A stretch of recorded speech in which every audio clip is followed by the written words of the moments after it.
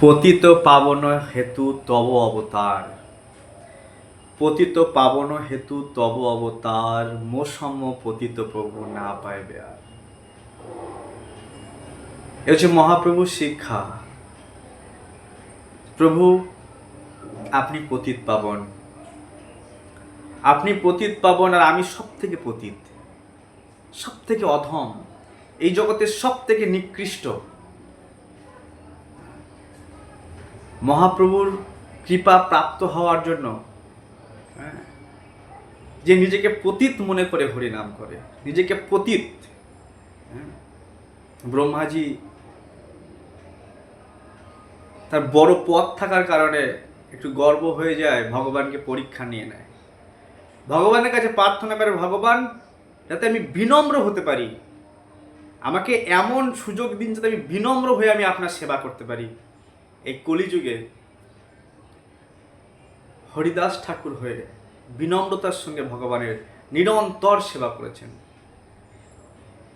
হরিদাস ঠাকুর শিক্ষা দিয়েছেন, যখন মহাপ্রভু বলছে তুমি হচ্ছে রত্ন এই পৃথিবীর, না আমার মতো ক্ষুদ্র কীট যদি মারা যায় তো কোনো অসুবিধা নেই, আমি পিপিলিকার থেকেও একটা অধম।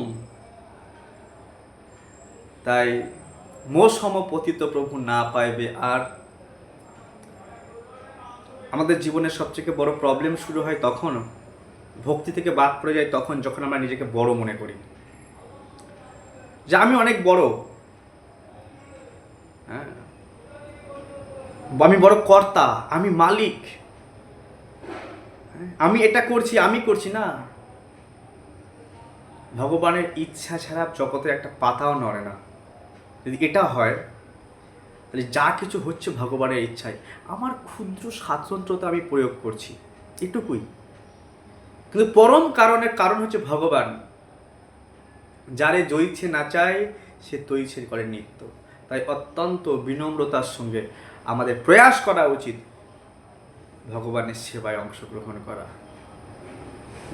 ব্রহ্মাজি ভগবানের সেবা করছেন, শিবজি ভগবানের সেবা করছেন, লক্ষ্মী দেবী সমস্ত ধন সম্পত্তি অধিষ্ঠাত্রী দেবী, তিনি নিরন্তর ভগবানের চরণ পাদপদ্মে বসে সেবা করছেন। আমি কেন ভগবানের সেবা করব না? হনুমান মহারাজ নিরন্তর ভগবানের সেবা করছেন, রাত দিন 24 ঘন্টা ভগবানের সেবায় নিজেকে নিয়োজিত রেখেছেন। তাহলে আমি কেন ভগবানের সেবা করব না? নিজেকে প্রশ্ন করা উচিত। সমস্ত দেবতারা ভগবানের সেবায় যুক্ত, নারদ মুনি রাত দিন ভগবানের সেবায় যুক্ত, তাহলে আমি কেন ভগবানের সেবা থেকে বঞ্চিত হব? তাই আমাদেরকে একটু চিন্তা করতে হবে, যাতে ভগবান কৃষ্ণের সেবা থেকে বঞ্চিত না হয়ে যায়, এই দুর্লভ মানব জীবন যাতে বৃথা নষ্ট না হয়ে যায়। সুখ থাকবে, দুঃখ থাকবে, প্রবলেম থাকবে, নানা রকম সমস্যা থাকবে, নো প্রবলেম। সমস্যার মাথায় পা দিয়েই তো ভক্তি জীবনে বড় হতে হয়। সমস্যা না থাকলে আমরা ভক্তি জীবনের টেস্টই খুঁজে পাবো না। তাই সমস্যার মাধ্যম দিয়ে,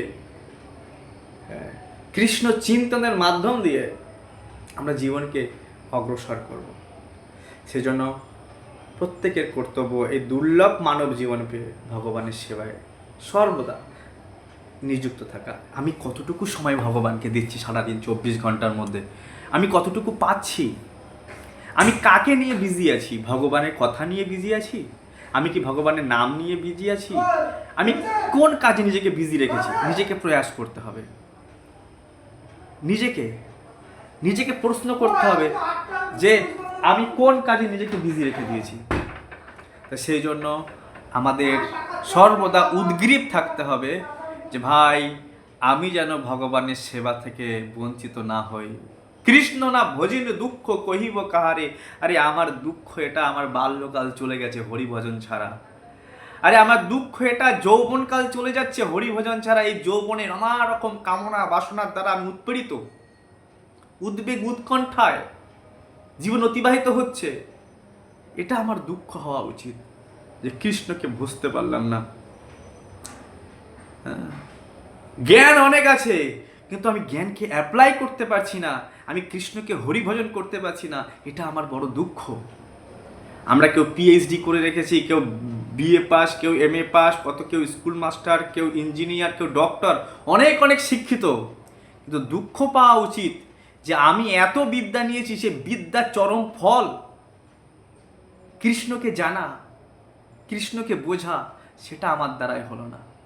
বাল্যকাল চলে গেছে, যৌবন চলে যাচ্ছে, বার্ধক্য চলে আসছে, মৃত্যুর দরবারে পৌঁছে যাচ্ছি। আর মৃত্যুর দরবারে পৌঁছে যাচ্ছি, নিধনম পশ্যন অপিনা পশ্যতি, কিন্তু আমি আমার মৃত্যুকে দেখেও দেখতে পাচ্ছি না। তাই এবে না ভজিলে যশোদা সুত, চরমে পড়িবে লাজে। লজ্জার কথা, লজ্জার কথা। একটা দিন গিয়ে লজ্জা লাগবে।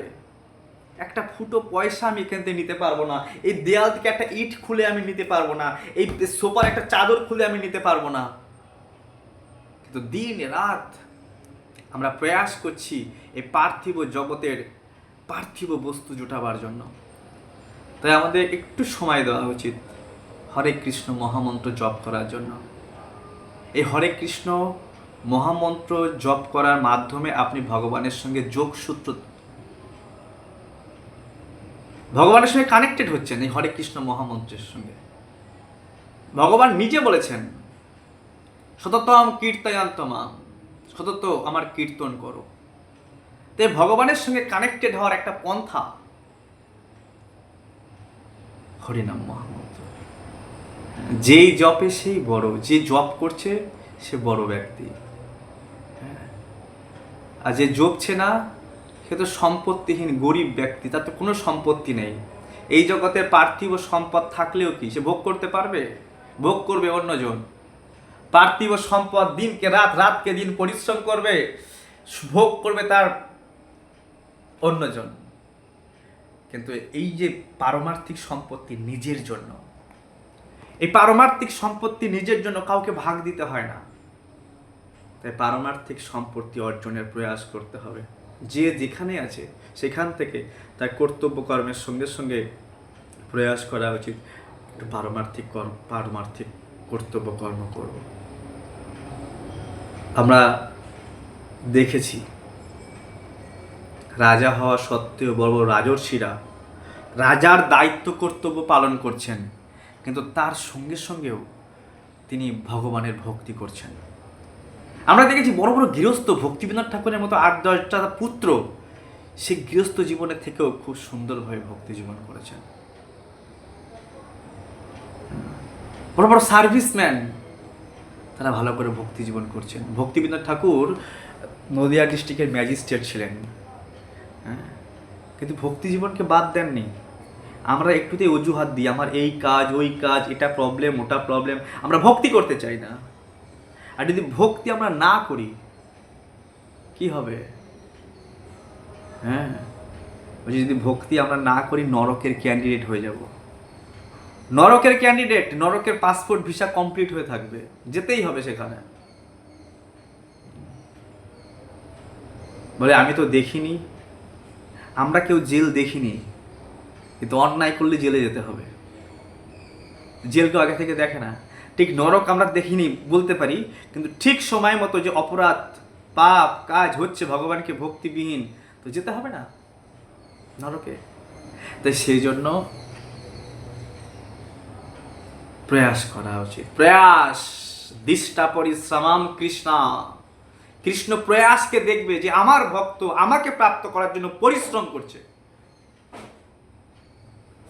আমরা সংসারে পার্থিব জগতে পার্থিব বস্তু প্রাপ্ত করার জন্য কত পরিশ্রম করি, পার্থিব বস্তু প্রাপ্ত করবার জন্য কত পরিশ্রম করি, কিন্তু ভগবত ভক্তিতে পরিশ্রম করতে চাই না। মনে করি শুয়ে ঘুমিয়ে সময় কাটিয়ে দেব। সেজন্য মিনিমাম 2-4 মালা জপ এতটুকু প্রয়াস করা উচিত, কমপক্ষে প্রাথমিক অবস্থায়, যে আমি এতটুকু পরিশ্রম করব। 2 মালা জপ করতে যা পরিশ্রম লাগে, কারণ ভগবান পরিশ্রম দেখবে। তাই 2 মালা জপ করতে 15 মিনিট সময় লাগে মিনিমাম, ম্যাক্সিমাম 20 মিনিট। এই 15 মিনিট সময় আর যতটুকু কষ্ট, যদি এতটুকু যদি ভগবানের জন্য না করতে পারি, তাহলে আমি দুর্লভ মানব জীবন পেয়ে লাভ হলো কি আমার? সেই জন্য চ্যান্ট, প্রভুপাদ বলছেন chant Hare Krishna and be happy. তুমি কি সুখী হতে চাও? সিম্পল পন্থা, chant Hare Krishna and be happy. তুমি জব করো, তুমি সুখী হবে। এছাড়া কোনো বিকল্প পন্থা না, বিকল্প কোনো পন্থা নেই। বিকল্প নরকের। এসব ভগবান বলছেন মহৎ সেবাম দ্বারো মাহু বিমুক্তে। তুমি যদি এভাবে সেবা করো মহাত্মা ভগবানকে, তোমার জন্য মুক্তির দরজা খুলে যাবে। আর যদি তা না করো, তম দ্বারম যশিতাম সঙ্গী সাঙ্গাম, সেটা নরকের দ্বার খুলে যাবে। দুটো দরজা খোলা আছে। তাই একজন সিরিয়াস, একজন বিবেক বুদ্ধি সম্পন্ন ব্যক্তি সে তার ডেস্টিনেশন প্লেসকে ঠিক করে যে আমি আসলে কোথায় যাব, আসলে কি করণীয়, হ্যাঁ, আমার কি করা উচিত।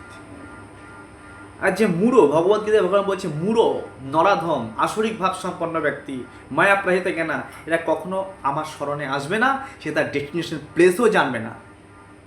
যে আমার ডেস্টিনেশন প্লেস, আমার গন্তব্যস্থল, আমার চূড়ান্ত goal, what is goal of my life, জীবনের গোল কি তা জানবে না। সেজন্য আমাদের বিনম্র প্রার্থনা,